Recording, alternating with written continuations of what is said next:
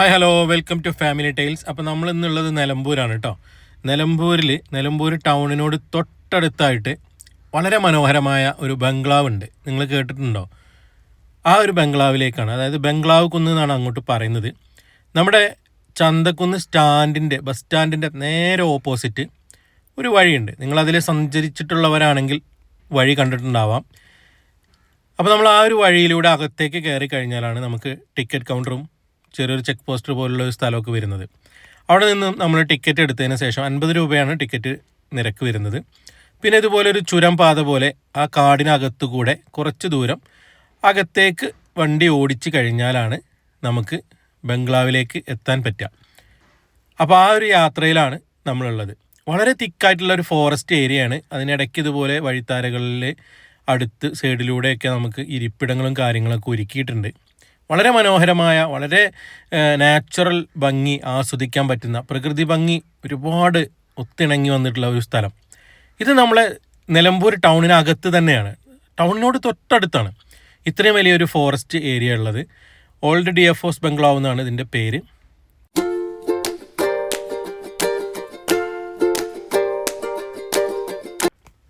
വളരെ മനോഹരമായ പ്രകൃതിയോട് ഒത്തിണങ്ങി നിൽക്കുന്ന ഒരു നിർമ്മിതി, അതാണ് ഈ ബംഗ്ലാവ്.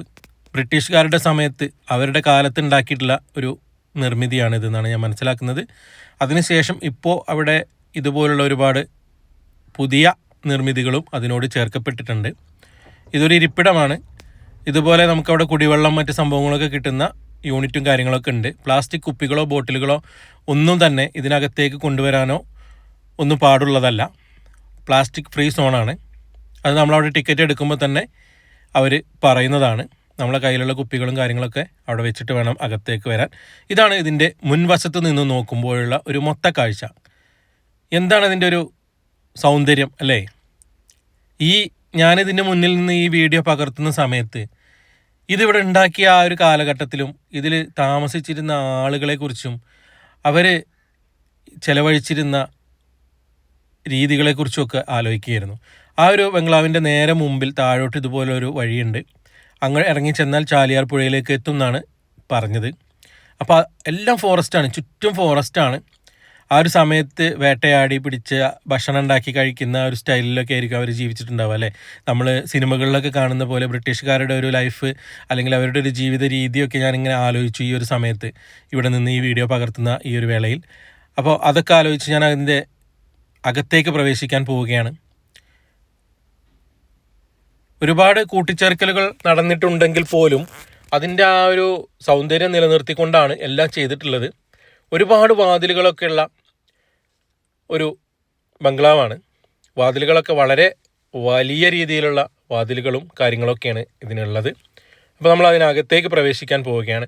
ഏകദേശം ഒരു 5 മിനിറ്റ് അല്ലെങ്കിൽ 3 മിനിറ്റൊക്കെയാണ് ഇതിനകത്ത് നമുക്ക് പ്രവേശിച്ചാൽ ചിലവഴിക്കാനുള്ള ഒരു സമയം അവിടെ രേഖപ്പെടുത്തിയിട്ടുള്ളത്. അപ്പോൾ അകത്തേക്ക് കയറി കഴിഞ്ഞാൽ നമുക്ക് ഇതുപോലുള്ള റൂമുകളാണ് ആദ്യം കാണുന്നത്. ഈ ഒരു റൂമിന് തന്നെ 2-3 ഡോറുകളുണ്ട്, വലിയ ജനാലകളുണ്ട്, അതുപോലെ തന്നെ അലമാര പോലുള്ള സംഭവങ്ങളുണ്ട് ചുമരിൽ തന്നെ. ഇപ്പുറത്തും അതുപോലെ തന്നെയുള്ള ഒരു മനോഹരമായ റൂമാണ് ഉള്ളത്. വലിയ വാതിലുകളോട് കൂടിയ, വലിയ കവാടങ്ങളോട് കൂടിയിട്ടുള്ള വളരെ മനോഹരമായ കൊത്തുപണികൾ എന്ന് പറയാൻ പറ്റില്ലെങ്കിലും വളരെ മനോഹരമായ പണികളാൽ ചെയ്തിട്ടുള്ള കോണിപ്പടിയും കാര്യങ്ങളൊക്കെയാണ് ഉള്ളത്. മരത്തിൻ്റെയാണ്, എല്ലാം മരത്തിൻ്റെ തന്നെയാണ്. ഇതിൽ തുറക്കാത്ത കുറേ വാതിലുകളുണ്ട്, അതിലേക്കൊന്നും നമുക്ക് പോകാൻ പറ്റില്ലായിരിക്കും, അതുകൊണ്ടായിരിക്കും അവർ അത് പൂട്ടിയിട്ടുണ്ടാവുക. അപ്പോൾ കോണിപ്പടിയൊക്കെ കയറി കഴിഞ്ഞാൽ പഴയ കാലത്തെ മരപ്പലകകൾ കൊണ്ടുള്ള പണികളും കാര്യങ്ങളൊക്കെയാണ്. നിലം ഫ്ലോറിങ് ഫുള്ള് മരപ്പലകകൾ കൊണ്ട് ഉപയോഗിച്ചാണ് അവർ ചെയ്തിട്ടുള്ളത്. അപ്പോൾ നമ്മൾ ഫസ്റ്റ് ഫ്ലോറിലേക്ക് എത്തിക്കഴിഞ്ഞാൽ കാണുന്ന ഒരു കാഴ്ചയാണ്. നമ്മൾ കോണിപ്പടി കയറി കഴിഞ്ഞ് വന്നാൽ ജസ്റ്റ് മുന്നിലേക്ക് വന്നു കഴിഞ്ഞാൽ ഇതുപോലെ ഈ ഒരു ബംഗ്ലാവിൻ്റെ ചുറ്റും നടപ്പാത പോലെ അല്ലെങ്കിൽ ഒരു വരാന്ത പോലുള്ള ഒരു ഏരിയ ഉണ്ട്. ആ ഒരു ഏരിയയിലൂടെ നടന്ന് നമുക്ക് ചുറ്റുഭാഗത്തുള്ള കാടിൻ്റെ വന്യമായ സൗന്ദര്യം ആസ്വദിക്കാൻ പറ്റും. ഈ ഒരു കാലത്ത് നമുക്ക് ഇത്രത്തോളം വന്യത ആസ്വദിക്കാൻ പറ്റുന്നുണ്ടെങ്കിൽ അവർ ഇവിടെ ജീവിച്ചിരുന്ന ഒരു കാലത്ത് ഇതിൻ്റെയൊക്കെ ഒരു വന്യതയും ഇവിടെ ജീവിച്ചിരുന്ന ആ ഒരു സ്റ്റൈൽ ഓഫ് ലൈഫിൻ്റെ അല്ലെങ്കിൽ ആ ഒരു ലൈഫ് സ്റ്റൈലൊക്കെ ഞാനിങ്ങനെ മനസ്സിൽ കണ്ടുകൊണ്ടാണ് ഞാനിതിനകത്തു കൂടെ നടന്നിരുന്നത്. എന്ത് രസമായിരിക്കും അല്ലേ? ആ ഒരു കാലഘട്ടത്തിൽ അവർ ജീവിച്ചിട്ടുണ്ടായിരുന്ന ആ ഒരു സാഹചര്യവും കാര്യങ്ങളൊക്കെ വളരെ രസകരമായ രീതിയിലായിരിക്കും അല്ലേ? ഇതുപോലെ ഒരുപാട് ഇങ്ങനെ കാറ്റ് കൊണ്ടിരിക്കാനൊക്കെ പറ്റുന്ന ഇതിൻ്റെ ജനൽ കള്ളികളൊക്കെ കണ്ടില്ലേ, ജനൽപ്പാളികളൊക്കെ വളരെ വ്യത്യസ്തമായ രീതിയിലാണ് മേക്ക് ചെയ്തിട്ടുള്ളത്.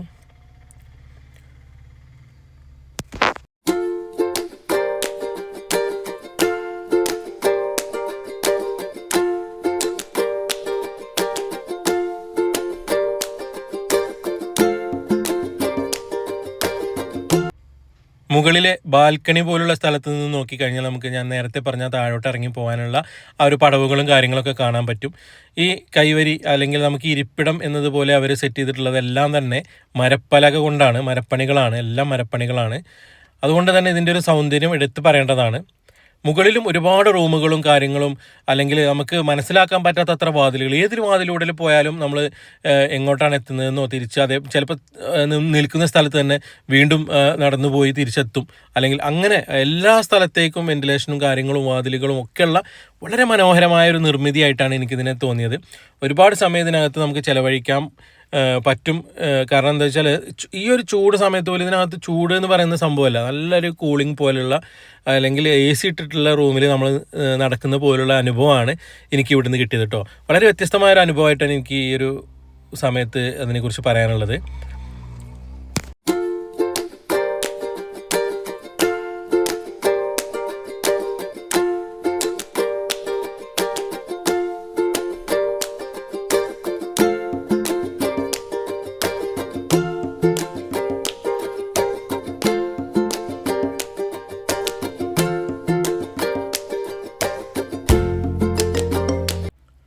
അങ്ങനെ മുകളിലെ കാഴ്ചകളൊക്കെ അവസാനിപ്പിച്ച് നമ്മൾ താഴോട്ട് തന്നെ ഇറങ്ങുകയാണ്. താഴോട്ട് ഇറങ്ങിക്കഴിഞ്ഞാൽ ഇവിടെ ബംഗ്ലാവ് കുന്നിൽ ഒരു മനോഹരമായ ഒരു സംഭവം, അല്ലെങ്കിൽ നമുക്ക് മുഖ്യമായ ഒരു ആകർഷണം എന്ന് പറയുന്നത് ഒരു സംഭവമുണ്ട്. ആ ഒരു സംഭവത്തിലേക്കാണ് ഇനി നമ്മൾ നടന്നെടുക്കാൻ പോകുന്നത് കേട്ടോ. അപ്പോൾ അതെന്താണെന്ന് അറിയാൻ നിങ്ങൾ വീഡിയോ സ്കിപ്പ് ചെയ്യാതെ കാണണേ.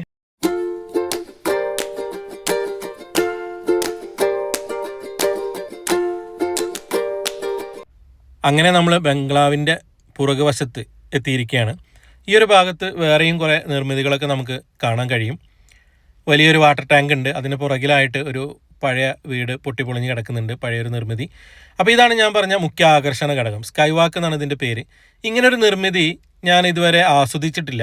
അത് കാരണം തന്നെ ഞാൻ വളരെ എക്സൈറ്റഡ് ആയിട്ടാണ് ഈ ഒരു നിർമ്മിതിയിലേക്ക് കയറിയത്. നമ്മൾ മരങ്ങളുടെയൊക്കെ അത്ര ഉയരത്തിൽ നമ്മൾ മരങ്ങളെയൊക്കെ തൊട്ടറിഞ്ഞ് ഈ ഒരു നിർമ്മിതിയിലൂടെ ഇങ്ങനെ നടന്ന് കുറേ താഴോട്ട് ഈ മരങ്ങൾക്കിടയിലൂടെ ഈ പ്രകൃതി ഭംഗിയിൽ ആസ്വദിച്ച് ലയിച്ച് അങ്ങനെ നമുക്ക് പ്രകൃതിയെ അറിയാം. ഒരുപാട് സമയം നമുക്കവിടെ ചിലവഴിക്കാൻ പറ്റും. ഒരുപാട് വളരെ മനോഹരമായ അല്ലെങ്കിൽ ഒരുപാട് സുന്ദരമായ ഒരുപാട് കാഴ്ചകൾ നമുക്കിതിന് മുകളിൽ നിന്ന് കാണാൻ കഴിയും. അതൊക്കെയാണ് ഇതിൻ്റെ ഒരു പ്രത്യേകത. എനിക്കിത് വളരെയധികം ഇഷ്ടപ്പെട്ടു.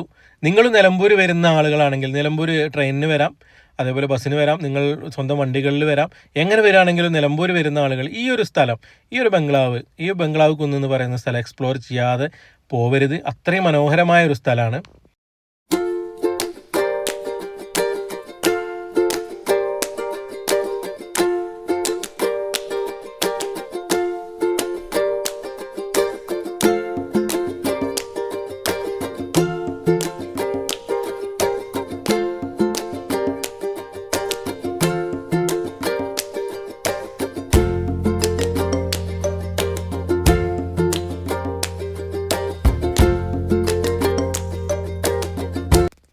അപ്പോൾ നമ്മൾ അതങ്ങനെ ആസ്വദിച്ച് മുന്നോട്ട് പോയിക്കൊണ്ടിരിക്കുകയാണ്. നമുക്ക് ഇതൊന്നും നമ്മൾ വീഡിയോയിൽ ഉൾപ്പെടുത്തണ്ടെന്ന് ഞാൻ വിചാരിച്ചിരുന്നതാണ് ഒരു കാര്യം.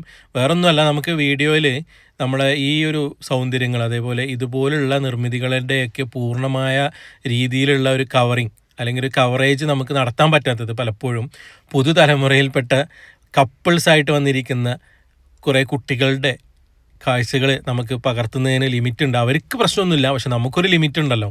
അത് കാരണം അവർ പല സ്ഥലങ്ങളിലും കപ്പിൾസായിട്ട് ഇരുന്നിട്ട് പല പരിപാടികളിൽ ഏർപ്പെട്ടുകൊണ്ടിരിക്കുകയാണ്. അപ്പോൾ അതൊക്കെ നമ്മൾ പകർത്തുന്നതിന് നമുക്കൊരു ചളിപ്പുള്ളത് കൊണ്ട് നമ്മൾ പല സ്ഥലത്തും നമ്മൾ വീഡിയോസൊന്നും പകർത്താൻ പറ്റാതെ തിരിച്ചു പോരാറാണ് പതിവ്. അപ്പോൾ അങ്ങനെയുള്ള അനുഭവങ്ങൾ ഇത്തരം സ്ഥലങ്ങളിൽ നിന്നൊക്കെ നമുക്ക് ഒരുപാട് ഉണ്ടായിട്ടുണ്ട്.